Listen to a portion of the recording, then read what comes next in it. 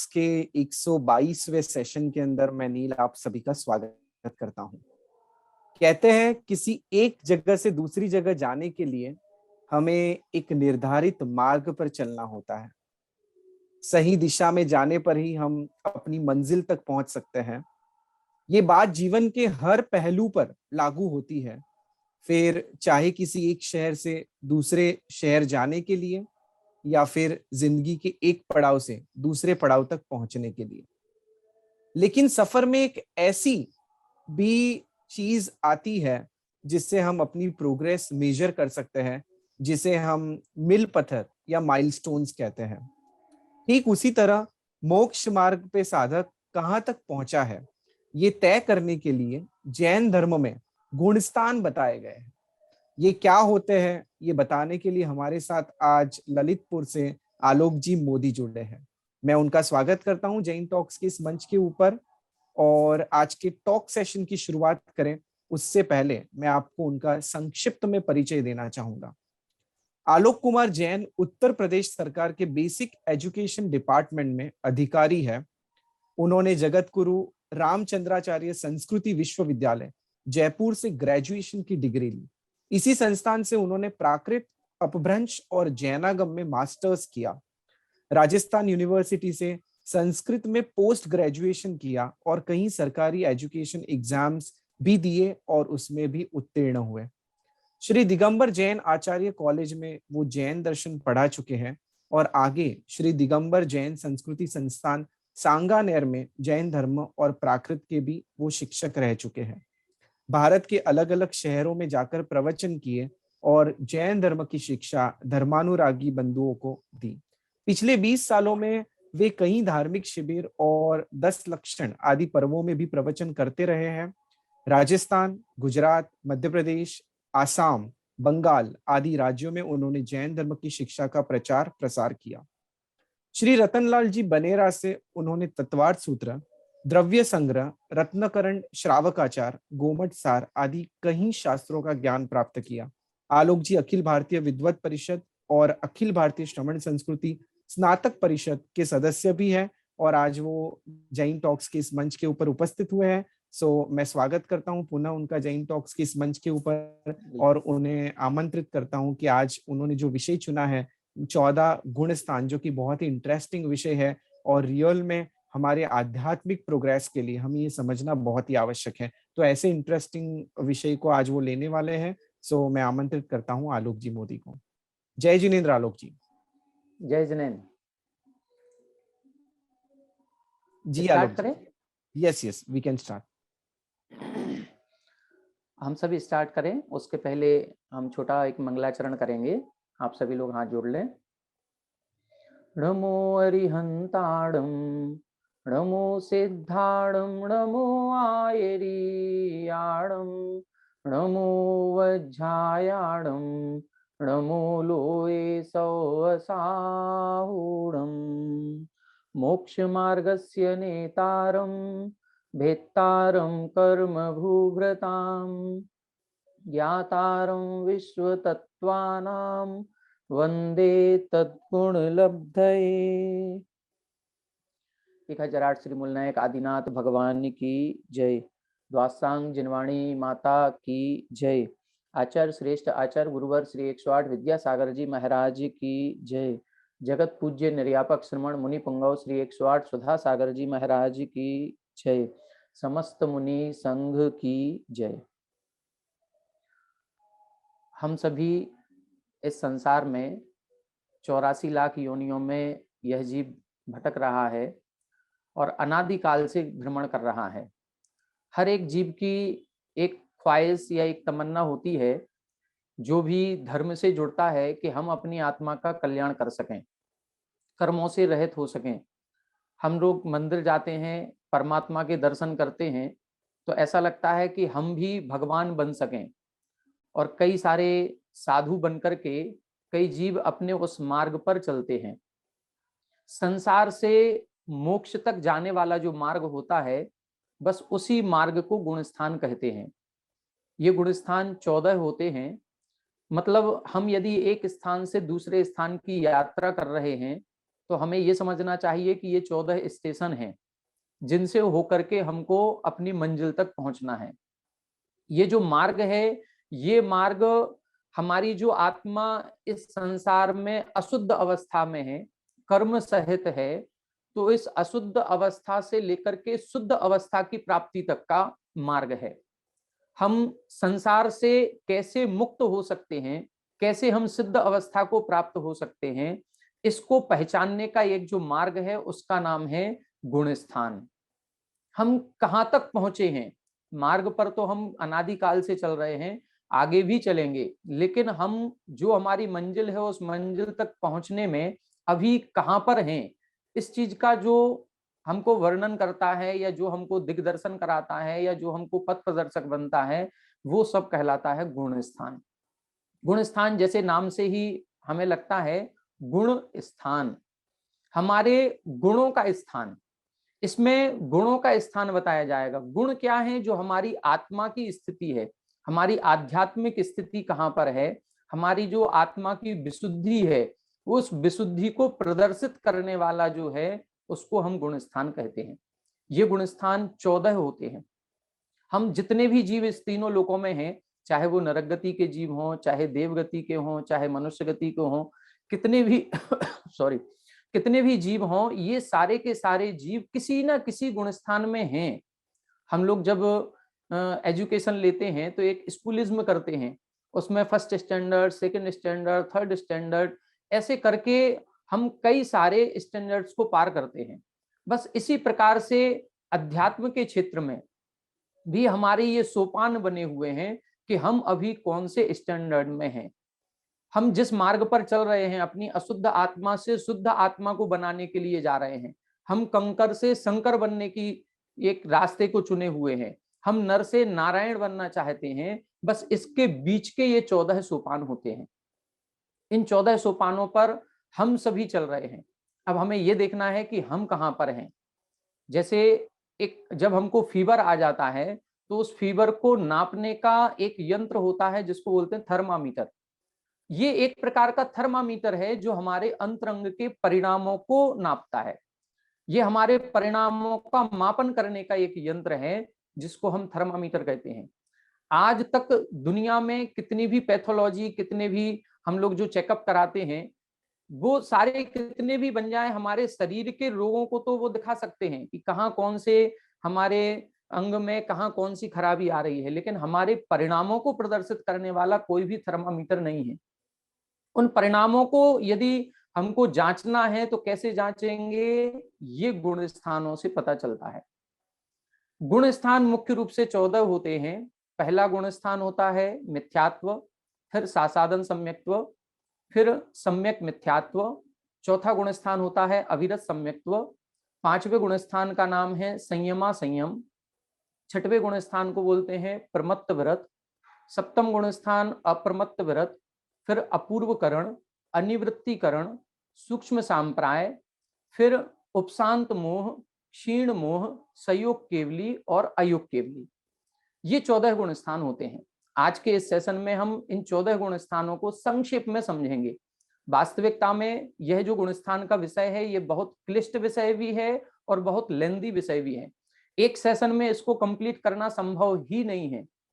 फिर भी कोशिश करेंगे कि एक ही सेशन में हम आपको गुण स्थानों में क्या कहलाते हैं। जब भी हम ग्रंथ पढ़ते हैं तो गुण स्थान हमें बार बार सुनाई देता है, ये शब्द, ये क्या कहलाता है, मुनिराज कौन से गुण स्थान में हैं, हम कौन से गुण स्थान में हैं, जो तीर्थंकर प्रभु हैं ये कौन से गुण स्थान में हैं, इसको हम जानने का प्रयास करेंगे।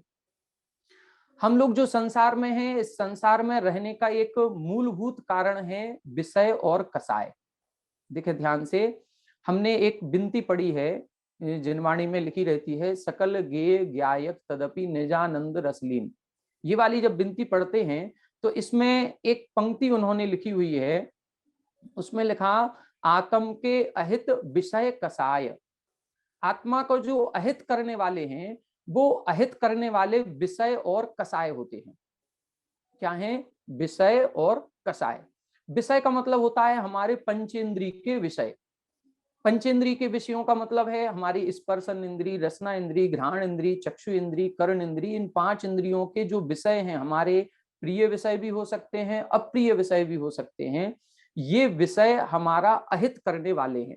मतलब 5 पापों में, हिंसा, झूठ, चोरी, कुशील, परिग्रह, इन 5 पापों में जब तक हम लगे रहेंगे, ये हमारी आत्मा का कल्याण नहीं करेंगे, इनसे हमारा अहित होगा। और दूसरा एक और तत्व दिया है कसाय। कसाय का मतलब है जो हमारी आत्मा को कसती है, जो हमारे परिणाम हैं, राग द्वेष उत्पन्न कराते हैं, वो कसाय है। तो इन विषय और कसाय, ये जो हमारी आत्मा का अहित करने वाले हैं, बस इनका यदि हम त्याग करते हैं, इन पर हम नियंत्रण करते हैं, तो हमारा गुण स्थान ऊपर बढ़ता है। ये जितने भी 14 गुण स्थान हैं, वास्तविकता में जब हम ग्रंथों में इसकी परिभाषा खोजेंगे, तब हमको ये मिलेगा कि मोह और योग के निमित्त से होने वाले परिणामों को या उनकी तारतम्यता को गुण स्थान कहते हैं। उसमें मोहिनी कर्म और योग, मन योग, वचन योग, काय योग, इन 3 योगों के सद्भाव और इन 3 योगों के अभाव की अपेक्षा से गुण स्थानों का कथन होता है। हम सभी देखेंगे इन गुण स्थानों में मुख्यता विषय और कसाय की होती है। पंडित दौलत राम जी ने छैढाला जी में एक पंक्ति लिखी है, जो अंतिम जब छैढाला का उपसंहार किया तब उन्होंने लिखा, चिर भजे विषय कसाय अब तो त्याग निजपद बेइये। वहां उन्होंने लिखा, ये विषय कसायों को भजते भजते हमारा अनादिकाल निकल गया, अब इनका त्याग करें और अपनी आत्मा का कल्याण करें, अपने आत्मा के पद में लीन हो जाएं। ये विषय कसाय। अब इसमें अपन देखेंगे विषय जो होते हैं, इन 2 प्रकार से अपन इनका त्याग करते हैं। पंचेंद्रिय के विषय या 5 पापों को 2 प्रकार से छोड़ा जाता है। 5 पापों का एक देश त्याग किया जाता है, अथवा 5 पापों का सर्वदेश त्याग किया जाता है। इनके साथ साथ विषयों का तो त्याग हमें करना ही करना है, साथ में हमें अपने परिणामों पर भी नियंत्रण करना है। परिणामों को अनियंत्रित कौन करता है? परिणामों को अनियंत्रित करते हैं हमारी कसाय। ये कसाय भाव, क्रोध, मान, माया और लोभ, ये 4 कसाय के भेद कहे गए। इनके जब उत्तरोत्तर भेद करते हैं तो कसाय के 4 भेद और होते हैं। अनंतानुबंधी क्रोध, मान, माया, लोभ, अप्रत्याख्यानावरण क्रोध, मान, माया, लोभ, प्रत्याख्यानावरण क्रोध, मान, माया, लोभ और संजुलन क्रोध, मान, माया, लोभ। इन चारों को हमको नियंत्रित करना है। नियंत्रित क्या करना है? सॉरी, नियंत्रित कैसे करना है कि जो हमारे राग भाव किसी से चल रहा है या किसी से हमारा द्वेष भाव चल रहा है, वो कब से चल रहा है। ऐसा तो नहीं कि हम 2 वर्ष हो गए, 5 वर्ष हो गए, 20 वर्ष हो गए, किसी व्यक्ति से बोले ही नहीं है, या किसी व्यक्ति से हमारा अत्यधिक राग है। यदि हमारा 6 महीने से ज्यादा से, 6 महीने से ऊपर, 1 वर्ष, 2 वर्ष, 20 वर्ष, 100 वर्ष, 1 भाव, 2 भाव, कितने 10 भाव पूर्व का भी हमारा बैर परिणाम हो सकता है। तो यदि हमारा कोई भी कसाय भाव, कोई भी राग या द्वेष का परिणाम 6 माह से ऊपर जा रहा है, तो उसको हम अनंतानुबंधी कसाय कहते हैं। इन कसायों का ये ड्यूरेशन है, इनका ये वासना काल है, हमें इसी को नियंत्रित करना है। यदि हमें प्रथम गुण स्थान से ऊपर के गुण स्थानों को प्राप्त करना है, तो हमें विषयों पर भी नियंत्रण करना है और कसायों पर भी नियंत्रण करना है। आप सभी जानते होंगे 3 शब्द प्राप्त होते हैं, एक दुर्लभ, महादुर्लभ और अति महादुर्लभ। दुर्लभ के संबंध में लिखा है पंडित दौलत राम जी ने, दुर्लभ लही ज्यों चिंतामणि त्यों पर्याय लही त्रस्तनि। त्रस पर्याय को पाना दुर्लभ है, बहुत बड़ी चीज नहीं है, दुर्लभ है, मिल जाती है, कई जीवों को मिली हुई है। 2 इंद्री, 3 इंद्री, 4 इंद्री, पंचेंद्री जीव खूब बन जाते हैं। फिर जब महादुर्लभ की चर्चा की तो वहां उन्होंने लिखा, धारा मनुस्तन महादुर्लभ सुकुल आयु निरोगिता श्री जैन वाणी तत्व ज्ञानी भई विषय पयोगिता। 10 लक्षण धर्म की हम पूजन करते हैं और उस 10 लक्षण धर्म की पूजन की जयमाल में ये पंक्तियां आती हैं कि मनुष्य तन को प्राप्त करना महादुर्लभ, दुर्लभ से भी दुर्लभ है ये। उत्तम कुल प्राप्त करना और ज्यादा दुर्लभ है, निरोगी शरीर मिलना और ज्यादा दुर्लभ है, जिनवाणी का सुनना और ज्यादा दुर्लभ है। ये सब महादुर्लभता की श्रेणी में लिया, लेकिन ये भी कोई बहुत बड़ी बात नहीं है। इनसे हमारा गुणस्थान ऊपर चढ़ेगा नहीं चढ़ेगा कुछ नहीं कहा जा सकता। गुणस्थान ऊपर चढ़ने के लिए अंतिम में लिखा उन्होंने अति महादुर्लभ, उसमें लिखा अति महादुर्लभ त्याग विषय कसाय जो तप आदरे। बस ये 3 शब्द हमें ध्यान रखने हैं, विषय, कसाय और तप। विषय कसायों का त्याग करें और तप की आराधना करें, तप को ग्रहण करें, तपस्या करेंगे, साधना करेंगे, हमारा गुण स्थान पहले से कब 14वां पहुंच जाएगा हमको पता भी नहीं चलेगा। कई सारे जीव ऐसे होते हैं जो अंतर मुहूर्त में ही प्रथम गुण स्थान से सिद्ध पद की प्राप्ति कर लेते हैं। वो कैसे करते हैं? वो ऐसे ही करते हैं, इन विषय कषायों को त्याग करते हैं, इन पर नियंत्रण करते हैं और तप साधना में लग जाते हैं। जब हम गुण स्थानों में इनको देखेंगे तो जो प्रथम गुण स्थान होता है, प्रथम गुण स्थान होता है मिथ्यात्व गुण स्थान। अब देखें, हम संसार में कई प्रकार के जीव मिलेंगे हमको। कुछ जीव ऐसे होंगे जिनको धर्म पर कोई श्रद्धा नहीं है, जिनको मंदिर पर श्रद्धा नहीं है, जिनको भगवान पर श्रद्धा नहीं है, जिनको देव शास्त्र गुरु पर श्रद्धा नहीं है, जो आत्मा का अस्तित्व स्वीकार नहीं करते, जो कर्म का अस्तित्व स्वीकार नहीं करते। वो सोचते हैं ना कोई आत्मा है ना कोई कर्म है, जो कुछ है वो ये जीवन है और इस जीवन में खूब ऐश करो, भोग भोगो, बस इसी के लिए हमारा जीवन मिला है। ऐसे जीव पहले प्रथम गुण स्थान के कहलाते हैं, जिनको हम मिथ्या दृष्टि जीव कहते हैं। ये प्रथम गुण स्थान के हैं। मैक्सिमम जीव हमें इसी गुण स्थान के मिलेंगे। मैक्सिमम जीव ऐसे होंगे जिनको सच्चे देवशास्त्र गुरु का या अपनी आत्मा का कोई भान ही नहीं है, जो धर्म के मार्ग पर चलना ही नहीं चाहते, जिनको धर्म का मार्ग सुहाता ही नहीं है। ये प्रथम गुण स्थान के जीव कहलाते हैं। इनके मिथ्यात्व प्रकृति का तीव्र उदय है। मिथ्यात्व प्रकृति के उदय के कारण से ये प्रथम गुण स्थान में है, ये आगे बढ़ना ही नहीं चाह रहे हैं। इनको अपनी आत्मा का ही भान नहीं है, तो आत्मा के कल्याण की बात कैसे होगी? दूसरे प्रकार के कुछ जीव ऐसे होते हैं जिनको आत्मा का भान है, जो मंदिर को मानते हैं, जो सच्चे देवशास्त्र गुरु को जानते हैं, उनकी बात को सुनते हैं, जिनवाणी का स्वाध्याय करते हैं, सब कुछ समझ रहे हैं, आत्मा के ऊपर श्रद्धान है, कर्म के अस्तित्व को स्वीकार कर रहे हैं। ये भी मानते हैं कि जैसा हम कर्म करेंगे वैसा ही कर्म हमें अगले भाव में भोगना पड़ेगा, जैसा कर्म हमने पूर्व भाव में किया था वैसा कर्म आज हम भोग रहे हैं। ये सब कुछ जान रहे हैं। ये 5 पाप अहित कराने वाले हैं, संसार के कारण हैं। मिथ्या दर्शन, मिथ्या ज्ञान, मिथ्या चारित्र संसार का कारण ही, सब कुछ जान रहे हैं। लेकिन फिर भी ये सब कुछ जानने के बाद भी संयम के मार्ग पर आगे नहीं बढ़ पा रहे हैं। ऐसे जीवों को बोलते हैं हम चौथे गुण स्थान वाला अविरत सम्यक दृष्टि। ऐसे जीवों को श्रद्धा तो है, वो सच्चे देवशास्त्र गुरु को मानेंगे, आत्मा को श्रद्धान करेंगे, सब कुछ करेंगे। उनको पता है कि आत्मा का अहित कहाँ है और आत्मा का हित कहाँ है, क्या हे है क्या उपादेय है, ये सब कुछ जान रहे हैं, श्रद्धा भी है। लेकिन जो उपादेय भूत है उसको ग्रहण नहीं कर पा रहे हैं, और जो हेय तत्व हैं उनको छोड़ नहीं पा रहे हैं। वो संयम ग्रहण नहीं कर पा रहे हैं, अपनी मानसिकता के कारण से, अपनी शारीरिकता के कारण से या अपनी परिस्थितियों के कारण से। ऐसे जीव चतुर्थ गुण स्थानवर्ती कहलाते हैं, उनको हम अविरत सम्यक दृष्टि कहते हैं। अब देखें, यहां पर दोनों चीजें हमको करनी है। यहां पर हमने आपको बताया कि विषय और कषाय दोनों को नियंत्रित करना है। तो यहाँ विषयों का नियंत्रण भले अभी नहीं हुआ, विषयों का नियंत्रण होते ही हम व्रती हो जाएंगे, लेकिन चतुर्थ गुण स्थान वाला अभी अव्रती है, उसके व्रत नहीं है, वो अविरति है। उसने उसने अभी विषयों पर नियंत्रण नहीं किया, लेकिन कषायों पर, कषायों की मंदता आवश्यक है। उसने अपनी अनंतानुबंधी कषाय को जीता है, अनंतानुबंधी कषाय पर नियंत्रण किया है। ये कैसे किया है? जो उसका राग भाव या जो उसका द्वेष भाव चल रहा था, उसने अपने राग भाव, द्वेष भाव को, क्रोध, मान, माया, लोभ, इन चारों कषायों को नियंत्रित करके 6 महीने से कम कर दिया। जैसे ही हम कषाय भाव को 6 महीने से कम करेंगे, हमारा सम्यक दर्शन हो जाएगा। सम्यक दर्शन को प्राप्त करने के लिए 2 कारण होते हैं, 2 चीजें बाधक हैं सम्यक दर्शन प्राप्ति में, एक मिथ्यात्व और दूसरा अनंतानुबंधी।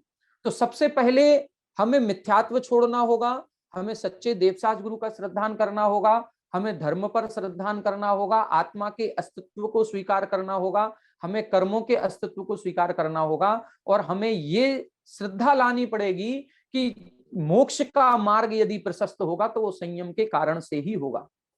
सम्यक दृष्टि जीव कुछ छोड़ता नहीं है, कुछ उसने त्याग नहीं किया। अभी सम्यक दृष्टि जीव ने अभी कुछ भी त्याग नहीं किया, वो घर में ही रह रहा है, घर को, विषय भोगों को सबको अपना रहा है, सबको अपना मानता है, लेकिन उसके अंतरंग में एक श्रद्धा होती है कि ये घर मकान मेरा नहीं है, ये सब कुछ छोड़ने योग्य है, ये सब कुछ मुझे यहीं छोड़ करके जाना है, ये उसकी एक विशेषता होती है। उसके अंतरंग में एक श्रद्धा होगी। जैसे अपन लोग किराए के मकान में रहते हैं रेंट पर, तो वो रेंट पर रहने वाला व्यक्ति है, वो उस घर को सजाता है, संवारता है, जब तक 5 साल रहेगा तो खूब आराम से रहेगा, लेकिन उसके मन में एक श्रद्धा भाव चलता है कि ये मकान मेरा नहीं है।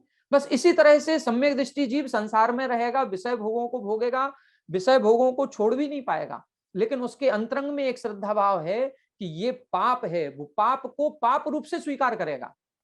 अपराध बोध होना ये बहुत बड़ी चीज होती है। हम गलती को गलती तो स्वीकार करें। कई लोग जो होते हैं वो गलती को गलती नहीं मानते, ऐसे जीव होते हैं मिथ्या दृष्टि। जो अपने अपराध को स्वीकार नहीं कर रहे हैं वो मिथ्या दृष्टि है, और जो अपने अपराध को स्वीकार करते हैं, जिनको अपराध बोध हो गया है, जो पाप को पाप स्वीकार कर रहे हैं कि हाँ मैं ये गलत कर रहा हूं, गलत कर रहे हो तो फिर छोड़ते क्यों नहीं हो? अभी हमारी समर्थ नहीं है इसलिए मैं छोड़ नहीं पा रहा हूं। बस ये सम्यक दृष्टि का लक्षण है।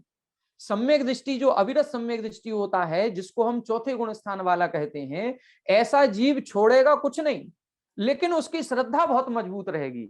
वो जानता है कि पाप क्या है, वो जानता है कि पुण्य क्या है, वो जानता है कि आत्मा का अहित कहाँ है, और वो जानता है कि आत्मा का हित किस में है। बस इतना सा ज्ञान जिसको हो जाता है उसी को सम्यक दृष्टि कहते हैं। इसका आचरण कैसा होता है? इसका आचरण भी बहुत विरले होता है, बहुत अच्छा होता है। हम सभी का आचरण ऐसा नहीं होगा। मिथ्या दृष्टि के और सम्यक दृष्टि के आचरण में बहुत अंतर आएगा। अब जिसको ये पता चल गया कि हमें जो कुछ मिलेगा वो कर्मों के कारण से ही मिलेगा, जैसे कर्म हमने पूर्व में किए होंगे वैसा फल मुझे आज भोगना पड़ेगा, जैसा कर्म हम आज करेंगे वैसा हमें अगले भाव में भोगना पड़ेगा, जो इस प्रकार का विश्वास करता है उसके कसाय भाव कम होते हैं, उसके कसाय भाव 6 महीने से ज्यादा नहीं होते। ऐसे जीव का आचरण ये 8 अंगों का पालन करता है। सम्यक दर्शन के 8 अंग होते हैं: निशंकित, निकांक्षित, निर्विचिकित्सा, अमूढ़ दृष्टि, उपगूहन, वात्सल्य, प्रभावना, स्थितिकरण। ऐसे ये जो 8 अंग हैं, इन 8 अंगों का पालन करता है। 8 मदों से दूर रहेगा।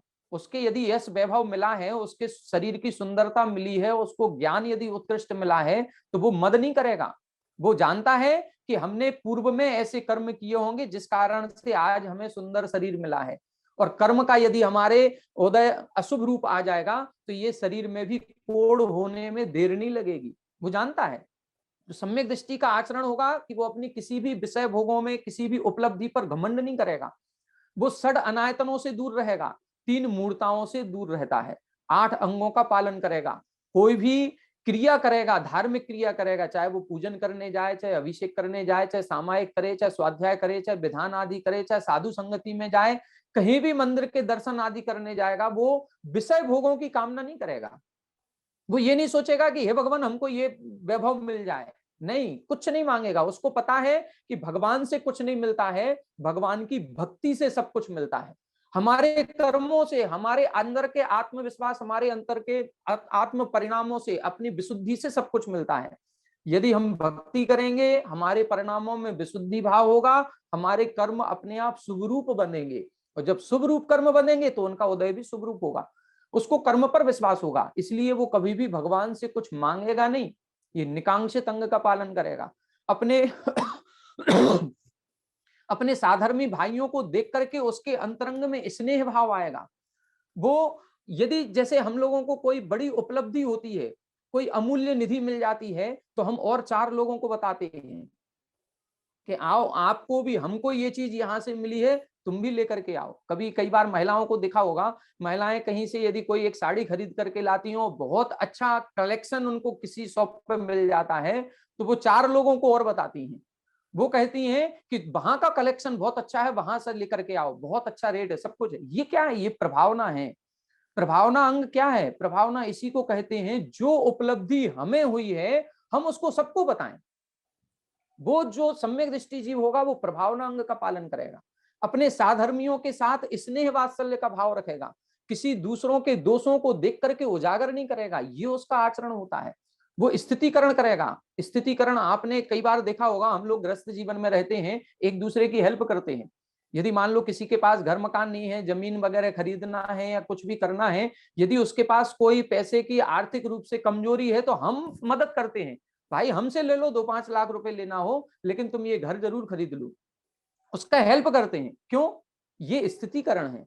ये हमने अभी व्यवहारिक रूप से स्थितिकरण किया है, लेकिन जब हम धार्मिक रूप से स्थितिकरण करेंगे, हमको ये पता चल गया है कि सच्चे देवसास गुरु की भक्ति करने से क्या नहीं मिलता है।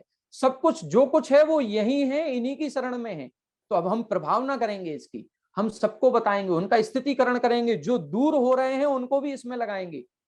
कभी हमने ऐसा नहीं किया होगा कि यदि कोई हमारा मित्र है और वो 10 दिन से पूजा करने नहीं आया, तो हम कभी उससे जाकर के नहीं पूछते कि क्यों भाई 10 दिन से पूजा करने क्यों नहीं आए।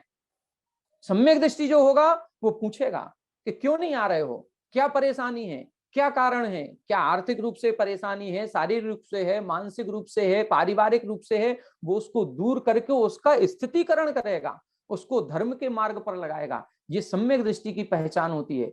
मिथ्या दृष्टि जीव विषय भोगों की ओर लेके जाएगा, मिथ्या दृष्टि जीव विषय भोगों की ओर लेकर के जाएगा, आपको टीवी दिखवाएगा, आपको विषय मतलब ऐसी चीजें बताएगा कि आज टीवी पर ये प्रोग्राम आने वाला है। सम्यक दृष्टि जीव कहेगा आज महाराज श्री का प्रवचन होने वाला है। बहुत अंतर रहेगा सम्यक दृष्टि और मिथ्या दृष्टि जीव की चर्या में। ये प्रथम गुण स्थान और चतुर्थ गुण स्थान की बात। अब जैसे ही हम थोड़ा सा आगे बढ़ेंगे, अब देखो हमको कसायों पर भी कंट्रोल करना है और विषयों पर भी। हम दो चीजों को लेकर चल रहे हैं, विषय और कसाय। बस इन्हीं विषय कसाय से सब कुछ है गुण स्थान। हमने विषयों पर कंट्रोल किया है, अब कसायों पर भी करना है। चतुर्थ गुण स्थान में अभी हमारा विषयों पर कोई कंट्रोल नहीं हुआ, हमने कोई भी त्याग नहीं किया। हमने 5 पापों को संकल्प पूर्वक ना तो एक देश त्याग किया है ना सर्वदेश त्याग किया है, हमारी समर्थ ही नहीं है वैसी। लेकिन जैसे ही उसके अंतरंग में अब परिणाम थोड़े से नियंत्रित होंगे, विशुद्धि भाव बढ़ेगा और वो अपनी कसाय को जो अभी तक 6 महीने चल रही थी, 6 महीने से कम करके 15 दिन तक करता है। देखो आप कितनी बड़ी बात है। किसी से लड़ाई झगड़ा हो जाए तो हमको लड़ाई झगड़ा होने के बाद यदि हमारा मन मुटाव हुआ है, उससे बोलचाल बंद हुआ, तो कितने दिन तक बंद रखना है। यदि हमारा 6 महीने से ज्यादा हो गया तो हम फिर मिथ्या दृष्टि हो जाएंगे।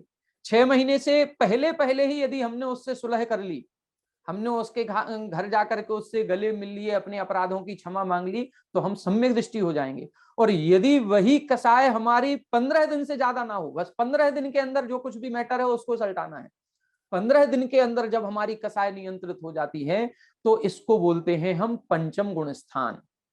ये पंचम गुण स्थान में आ जाएगा। अब इसकी चर्या में अंतर आएगा। ये इसने अपने परिणामों को कंट्रोल किया है, कसाय भाव को कंट्रोल किया, 6 महीने से घटा करके 15 दिन तक लेकर के आया है। और बहिरंग में 5 पापों का एक देश त्याग करेगा, हिंसा पाप को छोड़ेगा। अब हिंसा पाप को कैसे छोड़ेगा, तो उन्होंने लिखा त्रस हिंसा को त्याग वृथा था वरना संहारे।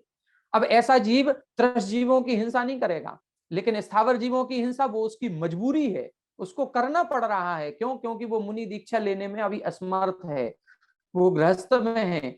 और जब गृहस्थ में है तो सारे कार्य उसको करने पड़ेंगे, गृहस्थी के कार्य करेंगे तो स्थावर जीवों की हिंसा से नहीं बच सकते। तो ऐसा जीव 5 पापों को एक देश त्याग करेगा। वो ब्रह्मचर्य अणुव्रत का पालन करेगा, सभी स्त्रियों से माता बहन की दृष्टि रखेगा, केवल मात्र अपनी स्त्री जिसके साथ पूरी समाज के सामने देवसाज गुरु के सामने पाणी ग्रहण किया है, केवल अपनी पत्नी के साथ ही भोग करेगा। बाकी अन्य के साथ माता बहन और सुता पुत्री जैसी दृष्टि रखेगा। इसको बोलते हैं हम ब्रह्मचर्य अणुव्रत। अचौर्याणुव्रत का पालन करेगा, सत्याणुव्रत का पालन करेगा, कभी किसी के निंदा के निंदनीय वचन नहीं बोलेगा, कभी किसी को कठोर वचन नहीं बोलेगा, परिग्रह का परिमाण करेगा, परिग्रह को मतलब सीमित करेगा। अब हम कितना पैसा रखेंगे, कितने मकान रखेंगे, कितनी जमीन रखेंगे, ये सब, कितने कपड़े होंगे, कितने वस्त्र होंगे, कितने नौकर चाकर होंगे, हर एक चीज का परिमाण होगा। त्याग नहीं कर रहा, पूरा त्याग नहीं कर रहा वो। ये नहीं है कि इसने त्याग कर दिया, त्याग नहीं किया, अपनी इच्छाओं को सीमित किया है। और जहां इच्छाओं को सीमित किया जाता है बस उसी का नाम है पंचम गुण स्थान। इसी को बोलते हैं श्रावक। ये अब श्रावक कहलाने लगेगा।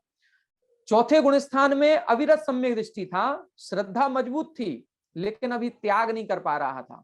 जैसे ही त्याग हो गया, कैसा एक देश त्याग किया है और अंतरंग से कसायों को भी नियंत्रित करना है। दोनों चीजें होनी चाहिए।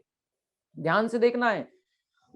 हम लोग क्या है व्यवहार में अभी जितने प्रतिमाधारी श्रावक हैं, ये सभी लोग प्रतिमाओं का पालन तो कर रहे हैं, व्रतों का पालन करते हैं, त्याग कर देते हैं, लेकिन अभी कसाय नियंत्रित नहीं हो रही है। और गुणस्थान जो बनता है वो गुणस्थान अंतरंग के परिणामों से बनता है। जब हम अंतरंग के परिणामों में इतनी मतलब विशुद्धि लाएंगे कि हमारी कसाय 15 दिन से ज्यादा नहीं चले। अब घर में देखते हैं कि सास हमारी प्रतिमाधारी है और बहू से बोलचाल ही नहीं हो रहा है, 15 दिन से ज्यादा हो गए। तो प्रतिमाधारी होने के बाद भी यदि हमारा बोलचाल नहीं हो रहा है, पड़ोसी से नहीं हो रहा है, या किसी से अधिक राग भाव है, दोनों चीजें लगानी है, राग में भी और द्वेष में भी। कई लोग केवल द्वेष में लगाते हैं, बोलचाल करो बस, किसी से बुराई मत करो, लेकिन अत्यधिक राग करना भी बुरा है। अत्यधिक राग यदि हमारा हो रहा है, यदि हम पत्नी से राग किए हैं, अपने घर मकान से राग किए हैं और 15 दिन से ज्यादा है, तो उसमें भी हमको दोष लगेगा। तो क्या करें फिर? घर में तो रहेंगे, घर को तो अपना कहेंगे, पत्नी को तो अपना कहेंगे, लेकिन उसमें भी जब सामायिक करते हैं, 12 भावनाओं का चिंतन करते हैं, मन में एक श्रद्धा भाव अंतरंग में होना चाहिए, ये कोई भी मेरा साथ देने वाले नहीं है। बस ये एक बार भी चिंतन आ गया तो वो धारा टूट जाएगी। इसीलिए प्रतिमाधारी श्रावक को 3 टाइम सामायिक करने का कहा गया। प्रतिक्रमण करता है, वो सामायिक करता है, 12 भावनाओं का चिंतन करता है, और जब सामायिक करेगा तो ये चिंतन उसके मन में आएगा ही आएगा कि मुझे सब कुछ छोड़ के जाना है, ये कुछ भी मेरा नहीं है, ये सब स्वार्थ के साथी हैं। बस एक बार भी ये धारा यदि अंतरंग में आ गई तो बीच में गैप पीरियड बन जाएगा। बस ये प्रतिमाधारी श्रावक। इसके ऊपर जब हम थोड़ा सा चलेंगे, अब अपनी कसाय भाव को और कंट्रोल करना है। अभी तो कसाय भाव हमारी 15 दिन तक चल रही थी, अब उस कसाय भाव को हमको मात्र अंतर मुहूर्त करना है।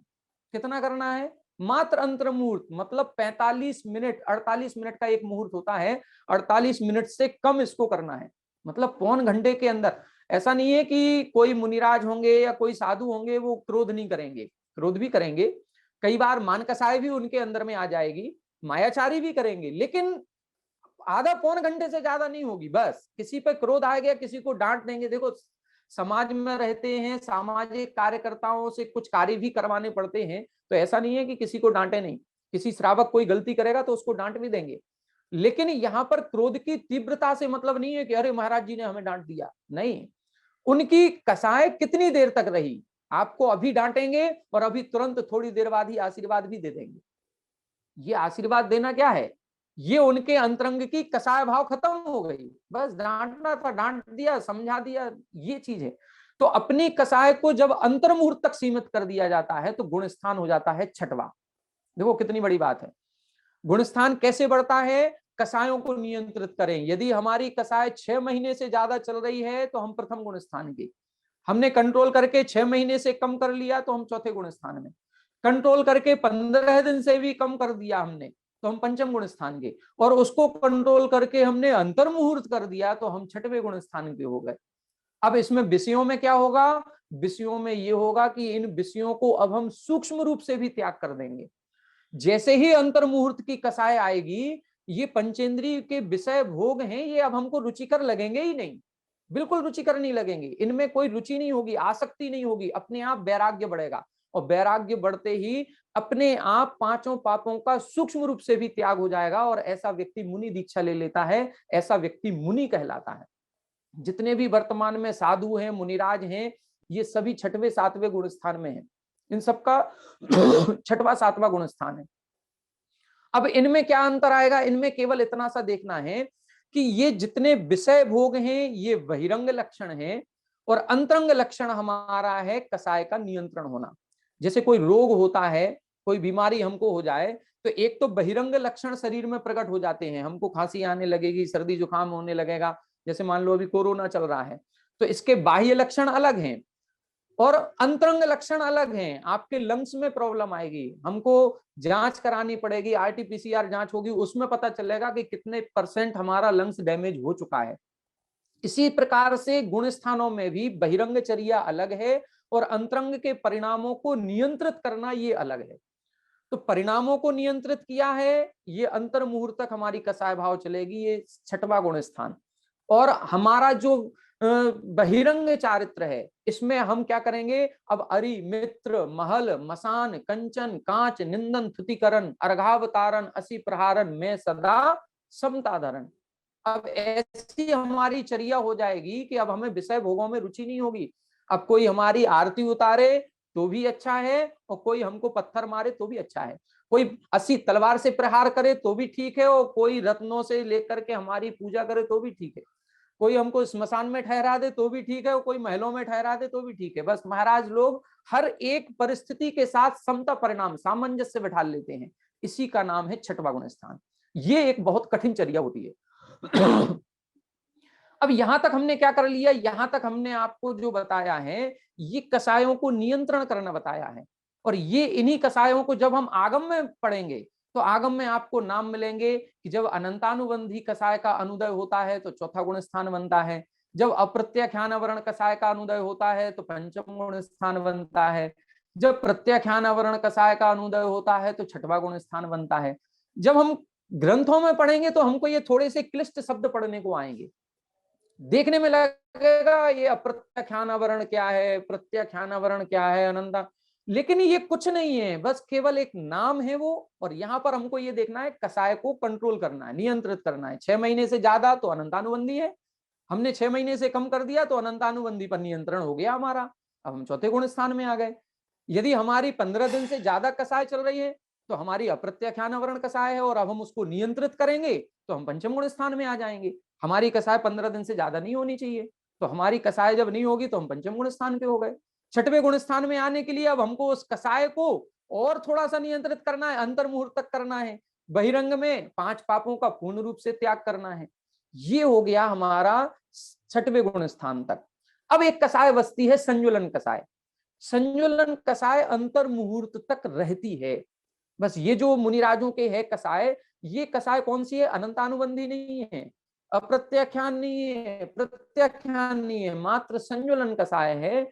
बस ये संजुलन कसाय की जब तीव्रता होती है तब हमको उत्पन्न होगी, और जब हम अपनी आत्मा की ओर दृष्टि डालेंगे तब उसको कहते हैं संजुलन का मंद उदय होना। इसी को हम छठवां और सातवां गुण स्थान कहते हैं। मुनिराजों को कहा जाता है कि ये झूला झूलते हैं। झूला कैसा झूलते हैं, ये अपन लोग जो सावन के महीने में झूलते वो वाला नहीं। झूला का मतलब परिणामों का झूला है, कभी परिणाम इनके उत्कृष्ट होते हैं और कभी मंद होते हैं। जब इनके संजुलन कसाय का तीव्र उदय आता है, जब पर कल्याण की भावना इनके मन में उत्पन्न होती है, पर पदार्थों के प्रति रुचि जागृत होती है, तो इनकी संजुलन कसाय का तीव्र उदय है। और जब अपने आत्म कल्याण की भावना आती है, अपने व्रतों के प्रति जागृत अवस्था इनकी हो जाती है, व्रतों के प्रति सावधानी इनकी होती है, तो उसी को बोलते हैं हम सप्तम गुण स्थान। संजुलन का तीव्रोदय छठवां गुण स्थान, संजुलन का मंदोदय सप्तम गुण स्थान। जैसे मुनिराज आहार करने के लिए निकले, जब आहार करने के लिए निकलेंगे तो इनका अभी ये छठवां गुण स्थान है। क्यों? क्योंकि शरीर के प्रति दृष्टि जा रही है। अंजुलि को आगे किया, छठवां गुण स्थान, लेकिन जैसे ही अंजुलि में ग्रास आया उसका शोधन करने लगे, ये शोधन करना सप्तम गुण स्थान। चलने के लिए कदम आगे बढ़ाया, छठवां गुण स्थान, लेकिन कदम के नीचे कोई जीव जंतु तो नहीं है, ये जो विचार गया ये सप्तम गुण स्थान। तो ऐसी उनकी हर एक चर्या ऐसी होती है जो 5 समिति पूर्वक होती है, 5 महाव्रत पूर्वक होती है, इसलिए उनका छठवां सातवां गुण स्थान होता ही रहता है। ये झूला के समान कहा गया कि झूला जो एक तरफ एक दिशा में ऊपर जाता है वो ज्यादा देर तक नहीं रहता, 2 सेकंड बाद ही नीचे आएगा, फिर 2 सेकंड बाद फिर उस तरफ ऊपर जाएगा, फिर 2 सेकंड बाद नीचे। तो ऐसे हर 2 सेकंड में इनके संजुलन कसाय का तीव्र उदय और मंद उदय होता रहता है। तीव्र उदय होगा तो छठवां गुण स्थान, मंद उदय हुआ तो सप्तम गुण स्थान।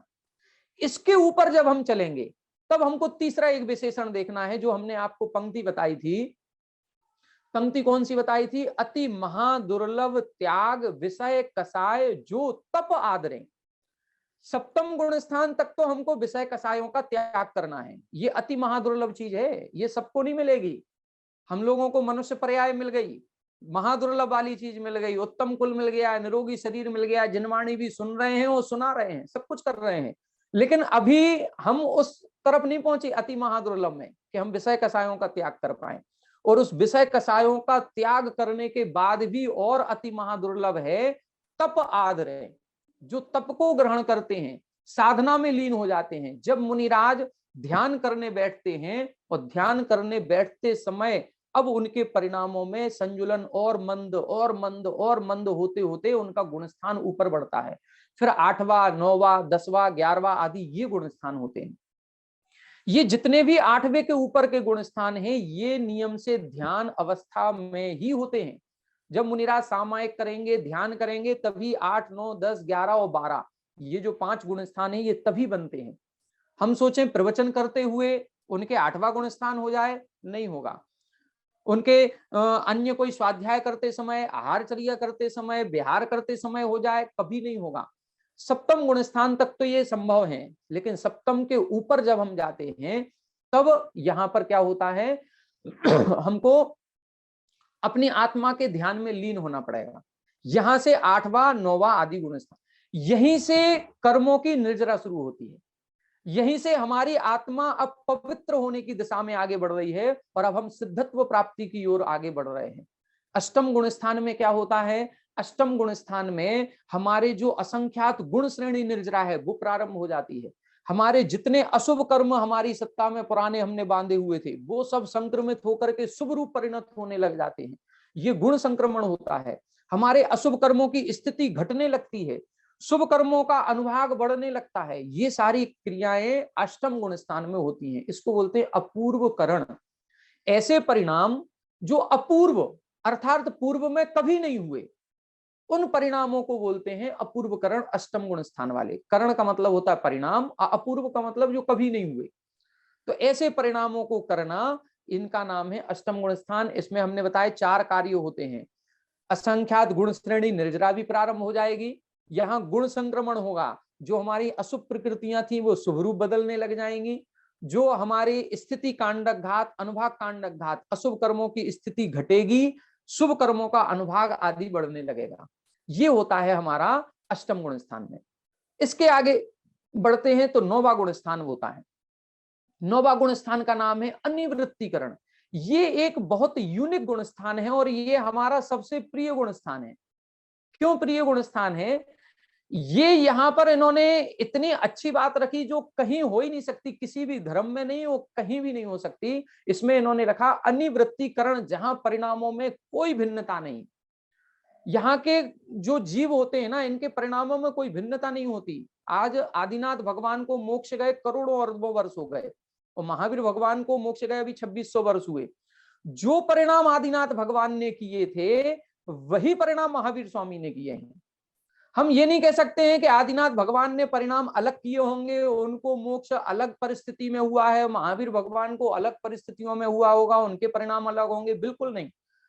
चाहे वो उत्सर्पणी में हो, चाहे अवसर्पणी में हो, चाहे सामान्य केवली हो, चाहे तीर्थंकर केवली हो, कोई भी जीव हो मोक्ष प्राप्त करेगा तो 9वें गुणस्थान के परिणाम सबको एक से ही करने पड़ेंगे।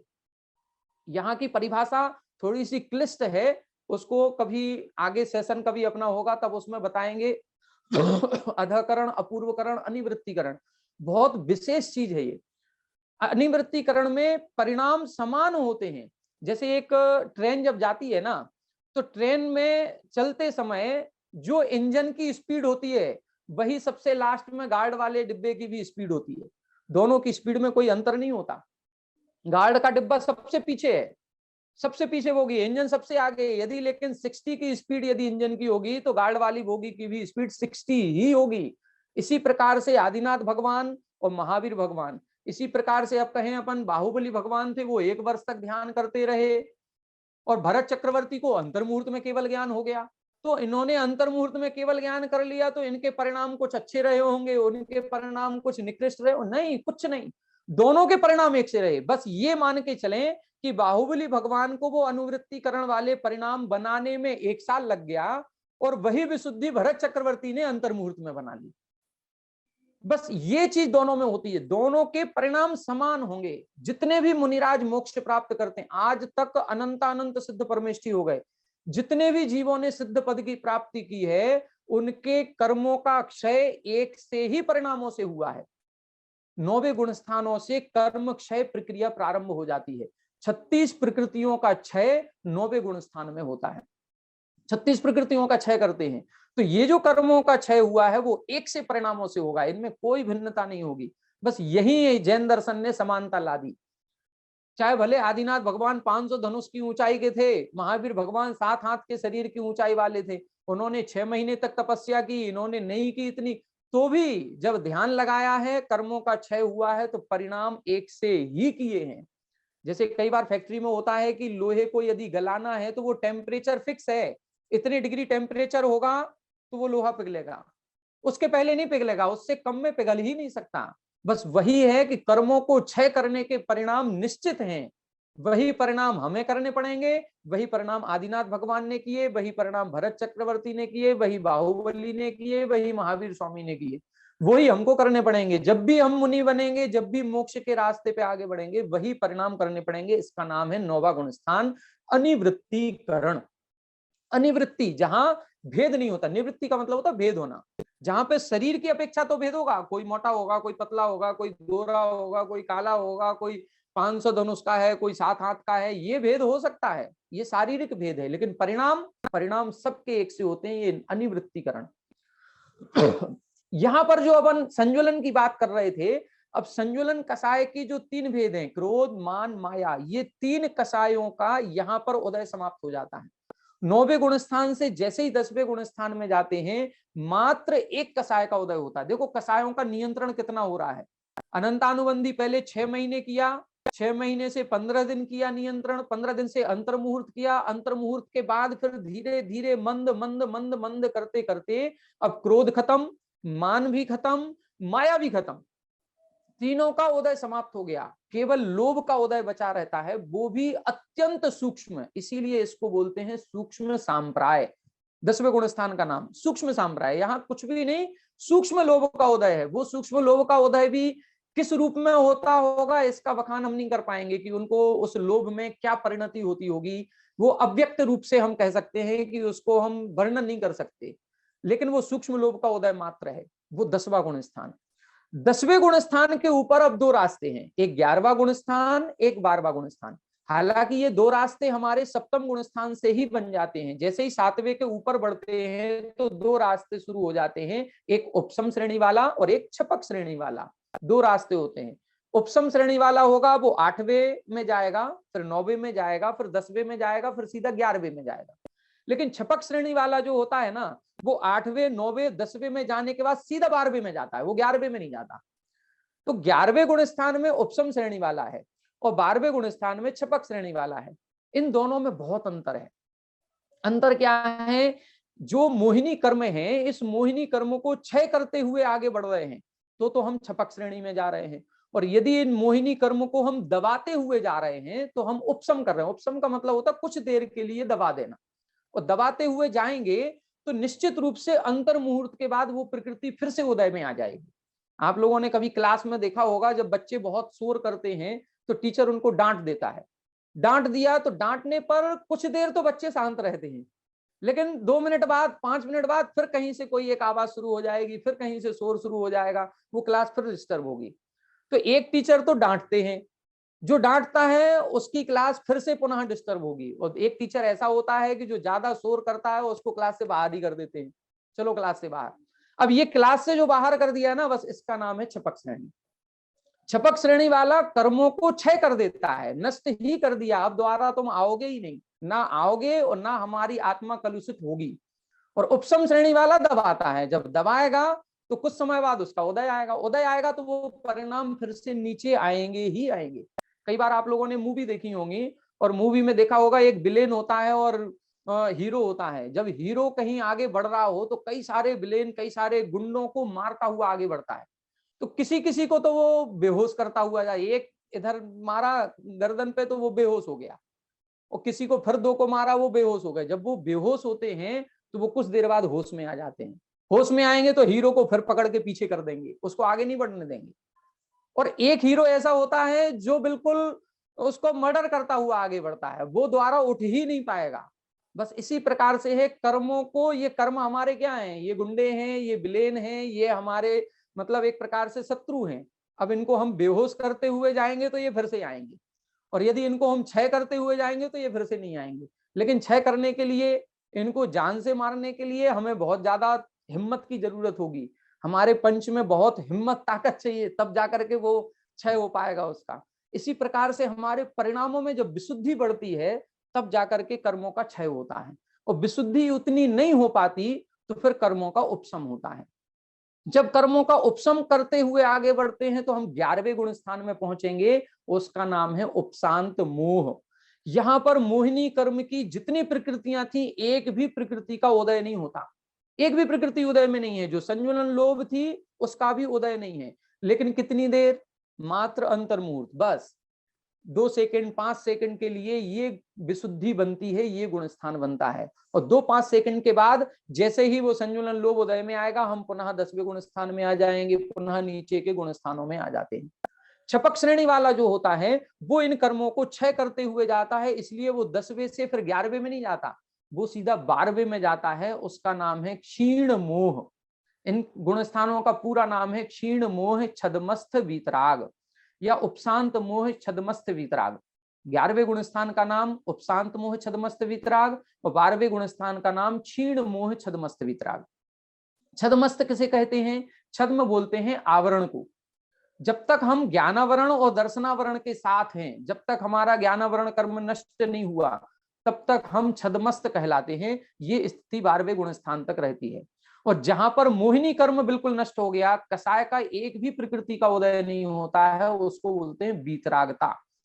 तो वीतरागता तो प्रकट हो जाती है इधर, लेकिन अभी केवल ज्ञान उत्पन्न नहीं हुआ।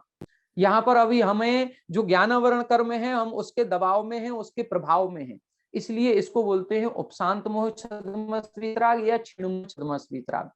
छपक श्रेणी वाला 12वें में पहुंचा और उपशम श्रेणी वाला 11वें में पहुंचा। उपशम श्रेणी वाला 11वें से नियम से नीचे गिरेगा, और एक बार जो छपक श्रेणी आरोहण करता है वो 12वें में पहुंचा, अब कोई भी उसको नीचे लाने वाला नहीं है। आप लोगों ने कई बार सांप सीढ़ी का खेल खेला होगा। सांप सीढ़ी के खेल में देखते हैं कि यदि अपन को एक या तो सीढ़ी मिल जाती है या आगे जाकर के स्नैक मिल जाता है। जैसे ही सीढ़ी मिलती है तो हम ऊपर तो चढ़ जाते हैं, लेकिन अगले ही कदम बढ़ते ही यदि स्नैक मिल गया तुरंत नीचे आ जाएंगे। बस ये स्नैक और कुछ नहीं है, ये हमारे आत्म परिणामों के कसाय भाव हैं। ये कसाय रूपी सांप मिलता है और हमारे परिणाम नीचे गिरते हैं, गुणस्थान तुरंत नीचे।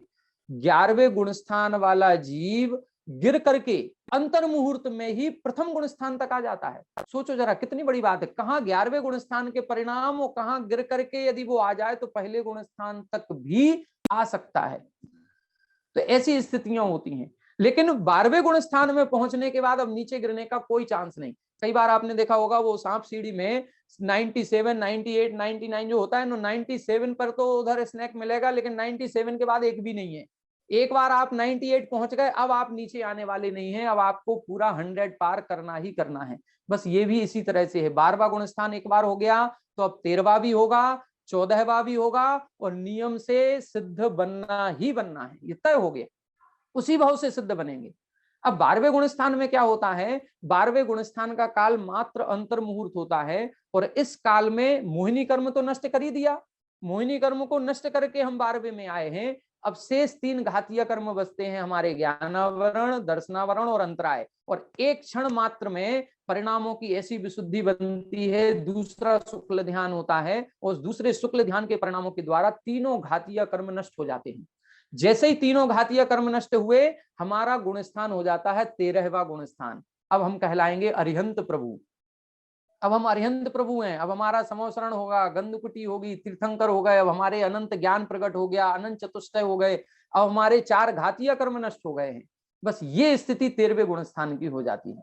तो जितने भी अरिहंत प्रभु होते हैं, अरिहंत परमेष्ठी हैं, ये 13वें गुण स्थान के हैं। इन्होंने आधा संसार जीत लिया।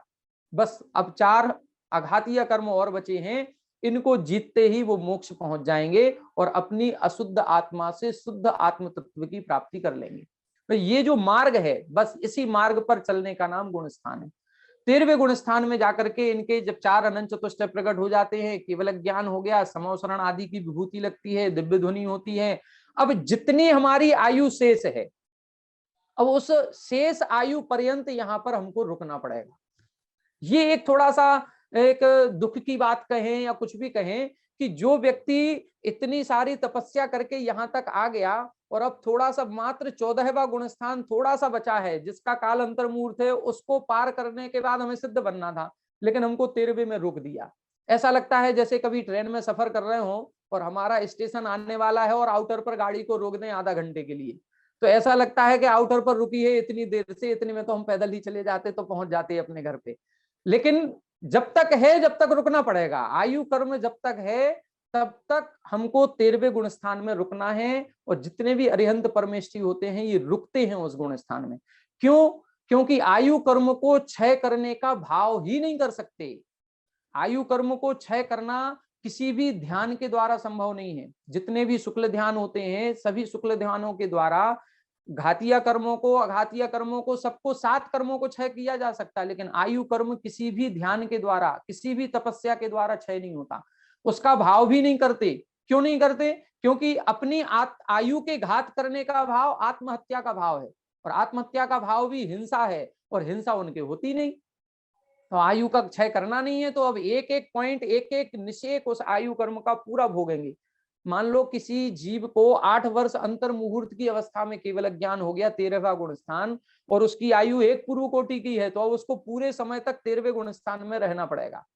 लेकिन उधर कष्ट कुछ नहीं है, अनंत सुख है, अनंत ज्ञान है, समोसरण है, दिव्य ध्वनि होगी, खूब प्रचार प्रसार होगा धर्म का, धर्म तीर्थ का उपदेश देंगे। फिर इसके बाद 13वें गुण स्थान के अंतिम अंतर मुहूर्त में योग निरोध करते हैं। ये जो 13वें गुण स्थान है इसका नाम है सयोग केवली, और 14वें गुण स्थान का नाम है अयोग केवली। यहां पर देखो 4 घातीय कर्मों से तो हम दूर हो गए, लेकिन कर्मों का आश्रव अभी भी चल रहा है, क्योंकि योग सहित अवस्था है। तो जब तक योग सहित अवस्था है, जब तक कर्मों का आश्रव होता है। तो जैसे ही योग रहित अवस्था होती है, कर्मों का आश्रव रुक जाता है, और जैसे ही कर्मों का आश्रव रुक जाएगा, उसके बाद जो निर्जरा होगी तो मोक्ष की प्राप्ति हो जाती है। तो यहां पर उन्होंने 13वें गुण स्थान के अंत में योग निरोध करते हैं, जिस कारण से वो कर्म प्रकृति, भले एक ही कर्म प्रकृति बनती है सातावेदनी, लेकिन वो एक बंध तो रही है, कर्मों का आश्रव तो हो रहा है। तो पहले योग निरोध करके उसको रोकते हैं, और योग निरोध करके जैसे ही 14वें गुण स्थान में अयोग केवली हो जाते हैं, उस अयोग केवली गुण स्थान में बहुत कम समय है। इसका समय भी अंतर मुहूर्त लिखा है, कोई गणना नहीं की गई, वो अंतर मुहूर्त में भी लिखा है पंच लघु अक्षर प्रमाण। लघु अक्षर बोलते हैं जैसे छोटा आ, छोटी ई, छोटा उ जो हम बोलते हैं, इसको भी कौन बोले? जो वचनबल रिद्धि के धारक मुनिराज हैं। और जो वचनबल रिद्धि के धारक मुनिराज पूरी द्वादशांक का पाठ अंतर मुहूर्त में कर लेते हैं, उनको बोलना है। उनको ये 5 लघु अक्षर बोलने में जितना समय लगेगा उतना सा समय इस 14वें गुण स्थान का होता है। और इस 14वें गुण स्थान में बची हुई 85 प्रकृतियों का क्षय करते हैं चौथे शुक्ल ध्यान के द्वारा, और सिद्धत्व की प्राप्ति कर लेते हैं। तो ये एक संक्षेप में अपन ने गुण स्थानों को समझा है कि 13वें गुण स्थान में अरिहंत हो जाते हैं, 14वें गुण स्थान में आश्रव से रहित हो जाते हैं, अयोग केवली हो जाते हैं, और 14वें गुण स्थान से ऊपर जैसे ही आगे बढ़ते हैं सिद्धत्व की प्राप्ति हो जाती है, 8 कर्म नष्ट हो जाते हैं, और अब हमारी आत्मा का शुद्ध स्वरूप प्रकट हो जाता है। अब ऐसा स्वरूप प्रकट होता है कि अब हमको अनंतानंत काल तक, उन्होंने लिखा, रही है अनंतानंत काल यथा तथा शिव पर नहीं। अब संसार में दोबारा आना नहीं होता। एक शायद ईसाइयों में ऐसा कहते हैं कि उनका एक दिन होता है, लास्ट जजमेंट डे जिसको बोलते हैं, कि उस दिन जितनी भी मृत आत्माएं हैं वो दोबारा वापस आ जाती हैं। हमारे जैन दर्शन में ऐसा नहीं है। जिनको एक बार सिद्धत्व की प्राप्ति हो गई, जो मुक्त अवस्था को प्राप्त हो गया, वो कभी वो कभी भी इस संसार में पुनः लौट करके नहीं आता। तो ये ऐसे ये 14 गुण स्थान है जो अशुद्ध आत्मा से शुद्ध आत्मा तक के बनने का एक मार्ग है। इस मार्ग को हमने इसमें समझने का प्रयास किया। टाइम कितना हुआ अभी हमको पता नहीं, आप हमको बता दीजिएगा। जी जी आलोक जी, टाइम तो हो चुका है, पर काफी प्रश्न भी आए हैं, तो मैं, अगर आपकी अनुमति हो तो प्रश्न लेना चाहूंगा। हाँ, बस 2 मिनट में बस एक बार अपन उपसंहार ये कर लेते हैं कि इन 14 गुण स्थानों में बस इतना समझना है, सबसे मूल है विषय और कसाय, बस इसको कंट्रोल करना है। आज वर्तमान में यदि हम देखेंगे तो वर्तमान में सप्तम गुण स्थान से ऊपर के गुण स्थान संभव ही नहीं है। आज पंचम काल चल रहा है, सप्तम गुण स्थान से ऊपर के जो गुण स्थान होते हैं ये उत्तम सहनन वालों के होते हैं। 6 सहनन होते हैं। उन 6 सहनन में से हम सभी के अभी वर्तमान में 3 अंतिम हीन सहनन है, और हीन सहनन होने के कारण से हम उतनी त्याग तपस्या साधना नहीं कर सकते, उतने परिणामों की विशुद्धि नहीं बना सकते। तो आज वर्तमान में सप्तम गुण स्थान तक संभव है, लेकिन सप्तम गुण स्थान ऐसा गुण स्थान है कि एक बार यदि हमको छठवां सातवां गुण स्थान प्राप्त हो गया और सच्चे मन से भावलिंगी साधु जिनको हम कहते हैं, तो नियम हो जाता है कि नियम से 32वीं बार में मोक्ष होना ही होना है। सबके एक एक नियम है। चौथा गुण स्थान यदि एक बार प्राप्त हो गया तो अर्धपुद्गल परावर्तन में नियम से मोक्ष होगा। यदि पंचम गुण स्थान हमने प्राप्त कर लिया और समाधि पूर्वक मरण कर लिया तो नियम हो गया कि 7-8 भवों में मोक्ष हो गई होगा। और यदि छठवां सातवां गुण स्थान हमने प्राप्त कर लिया तो उसी भव से भी मोक्ष हो सकता है, और ये संस्कार बना रहेगा तो आगामी 1-2 भवों में निकट भव्य बन करके हम नियम से मोक्ष को प्राप्त करेंगे। तो अपने विषयों को कंट्रोल करें, अपनी कसायों को नियंत्रित करें, बस इसी का नाम गुण स्थान है, इसी का नाम आत्मा की विशुद्धि है, परिणामों की विशुद्धि है। तो आज की कक्षा में, आज के सेशन में टाइम बहुत हो गया। हालांकि देखो, ये गुण स्थान विषय ऐसा है कि ये बहुत छोटा टॉपिक नहीं है, बहुत बड़ा टॉपिक है, और इस पर कई प्रकार की चर्चाएं इसमें होती हैं।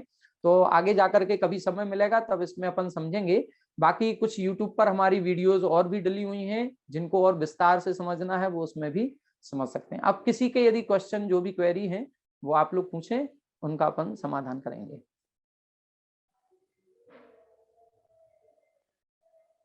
जी आलोक जी, पहले तो बहुत बहुत धन्यवाद करना चाहूंगा कि इतने कम समय में आपने इतने गहन विषय को बहुत ही सुंदर तरीके से हमें समझाया और बहुत सारी सिंपल लैंग्वेज में जानकारियां दी, और जो नहीं मालूम था वो भी आज मालूम पड़ा।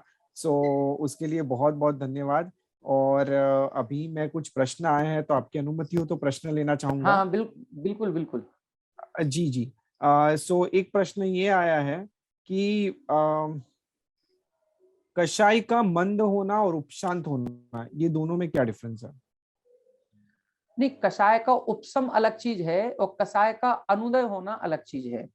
कषाय को उदय में नहीं लाना, वो एक अलग चीज हो जाती है। कुछ समय के लिए द्रव्य क्षेत्र काल भाव ऐसा हो जाता है, जैसे मंदिर में हम हैं, तो मंदिर में यदि कोई हमको गुस्सा भी कर रहा है ना, तो हमको क्रोध नहीं आता, क्योंकि हम ये सोचते हैं कि अभी हम मंदिर में हैं, अभी हमको कुछ नहीं करना है। बस ये थोड़ा सा जो भाव हुआ ना, ये कषाय का अनुदय हो रहा है, ये अभी उपशम नहीं हुआ। उपशम आगे जाकर के होगा, उसको परिणामों के द्वारा उन प्रकृतियों को पीछे धकेल दिया जाता है, उनका उदय ही नहीं आ पाए। यहाँ पर उदय तो होगा, लेकिन उस उदय में हम क्रियान्विति कुछ नहीं करेंगे। तो ये थोड़ा सा अंतर इसमें होगा। जी जी। और आलोक जी, एक प्रश्न आया है, क्या हम जान सकते हैं कि हमारा गुण स्थानक कैसा है, उसे कैसे जाने? देखो, गुण स्थान जानने का कोई थर्मामीटर ऐसा नहीं है, ये अंतरंग के परिणाम है। हम केवल इतना देख सकते हैं कि क्या हमारे भाव कर्म के प्रति श्रद्धा हमारी है, कि कर्म होते हैं, हमारा भी एक कोई आत्म तत्व है, क्या हमें सच्चे देवसास गुरु पर श्रद्धान है, क्या हमको ऐसा लगता है कि हमें भी अपनी आत्मा का कल्याण करना है। यदि ये भाव आ रहा है कि हमारी भी आत्मा है, ये शरीर मेरा नहीं है, तो समझ लीजिए हम सम्यक दृष्टि हैं, हम चौथे गुण स्थान वाले हैं, हमको भेद विज्ञान प्रकट हुआ है। और देखो, हमारा कहना यह है कि कभी भी अपने आप को मिथ्या दृष्टि कहना ही नहीं चाहिए। हम क्यों कहें कि हम मिथ्या दृष्टि हैं? हम सम्यक दृष्टि ही हैं, सम्यक दृष्टि ही माने। हम चूंकि जिन धर्म की देशना सुन रहे हैं, सच्चे देवसास गुरु को मानते हैं, आत्मा पर कर्म पर हमारा श्रद्धान है, तो हम सम्यक दृष्टि ही हैं। अब यदि हमारा इसमें साथ में कोई व्रत प्रतिमाएं ली हुई हैं, तो हम पंचम गुण स्थान वाले हैं, और जो मुनिराज हैं वो छठवें सातवें गुण स्थान वाले हैं। जी जी जी, बिल्कुल बिल्कुल। आलोक जी, एक और प्रश्न है कि ऐसा क्यों है कि जीव पंचम काल में सातवें गुण स्थानक से ऊपर नहीं जा सकता? अभी हमने बताया कि हमारा सहनन उतना उत्कृष्ट नहीं है। देखो, हमें परिणामों की विशुद्धि बनाने के लिए शरीर की शक्ति भी होना जरूरी है। जो सहनन होते हैं, वज्र वृषभ नाराज सहनन, नाराज सहनन, अर्ध नाराज सहनन, ये सहनन का अभाव है अभी पंचम काल में। या हम ये कहें कि हम बहुत हीन पुण्य वाले हैं, ये पुण्य प्रकृति है। वज्र वृषभ नाराज सहनन पुण्य आत्माओं को मिलता है, और हम लोग इतने पुण्यात्मा नहीं है कि हमको वज्र वृषभ नाराज सहनन मिला, तो वो हमको नहीं मिल पाया। इसलिए अब हम ये कहें हीन पुण्य, पापी तो नहीं कहेंगे, हीन पुण्य वाले कहेंगे कि हम सभी हीन पुण्य वाले हैं, इसलिए अब पंचम काल में वो नहीं मिला, तो सप्तम गुण स्थान के ऊपर अभी नहीं जा सकते। लेकिन हाँ, 7 गुण स्थान यहाँ पर अभी जो विदेश है, जहां पर विदेश क्षेत्र में सीमंदर आदि जिनालय होते हैं, जिनेंद्र भगवान हैं, वहां पर 6 ही सहनन होते हैं और वहां पर पूरे 14 गुण स्थान के जीव आपको मिलेंगे। जी जी जी।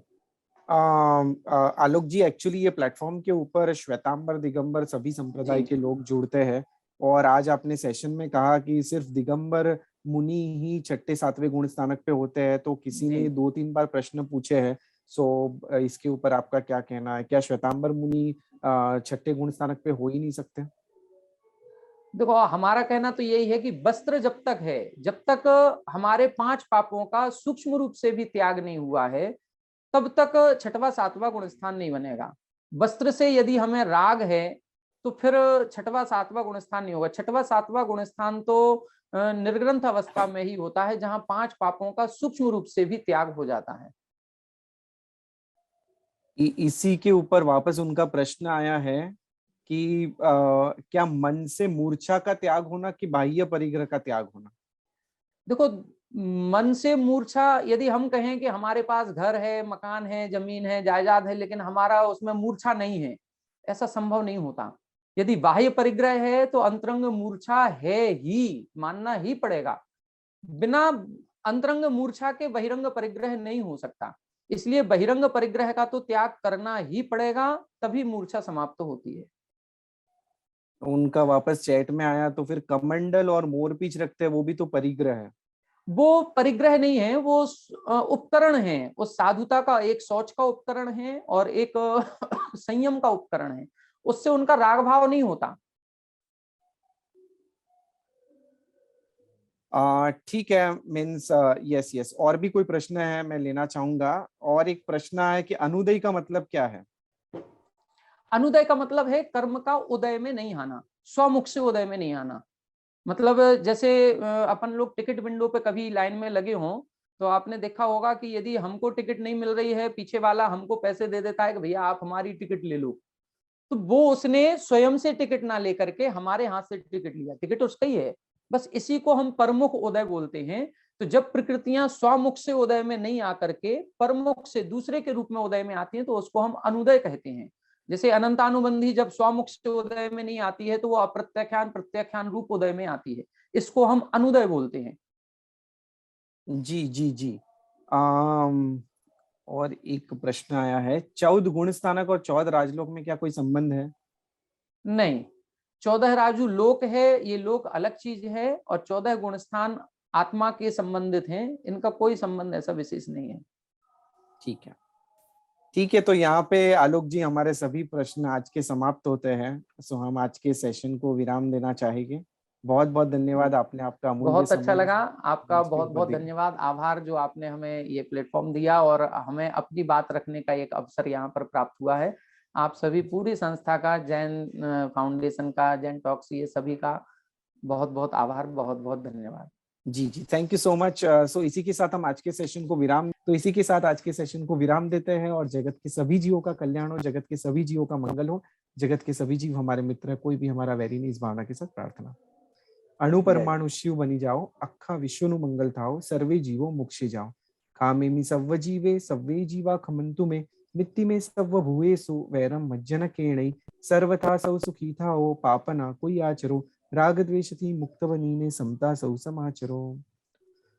सभी को मेरे प्रणाम। जय जिनेंद्र आलोक जी। जय जिनेंद्र, जय जिनेंद्र। जय जिनेंद्र।